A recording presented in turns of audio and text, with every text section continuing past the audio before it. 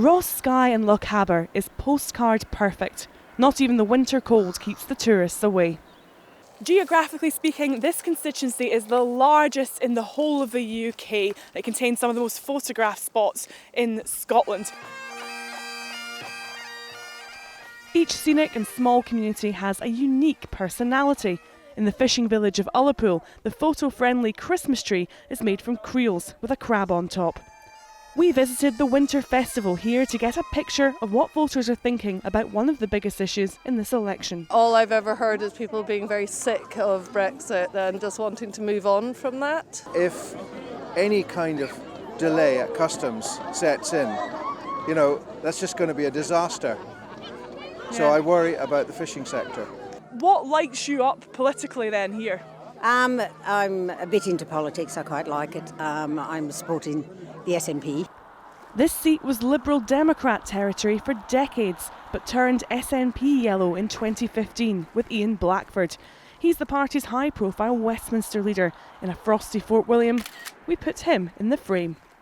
I have been a strong voice for people in this area. I speak up in Parliament for this area, and that of course then makes me a target for the opposition. That's fine, I welcome that.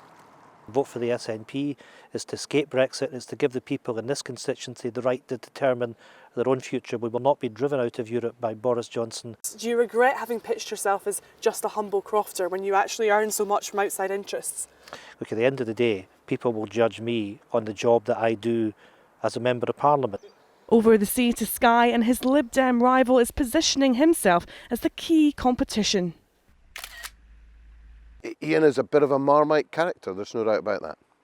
People do find that the constant push on independence and the fact that he claims that independence is unstoppable, for a number of people, rankles very much. Are you in a pact to try and topple Ian Blackford with the other parties, with Labour and the Tories? There's no formal pact in the seat, none whatsoever. There's no formal pact? pact? But I think there's what a does that recognition. mean? There's a recognition that the Liberal Democrats are in the strongest position to oust Ian Blackford. So there's an informal the SNP pact? Candidate. There's no pact at all. So are the Tories stepping back in this seat? There is no pact with the Liberal Democrats.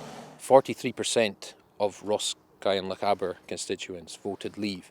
Now that voice needs to go somewhere, and if the Liberal Democrats are not going to stand up for democracy and are not going to honour what was promised by our democracy, then they can only go one way. It's the Conservative Party. If it does come down to Ian Blackford or Craig Harrow, though, who would you rather win? Neither, of course. But of course... You're unionists. Yes. Wouldn't you rather the Liberal Democrats win? Yeah, of course, yeah. The Labour candidate also denies ducking out of campaigning.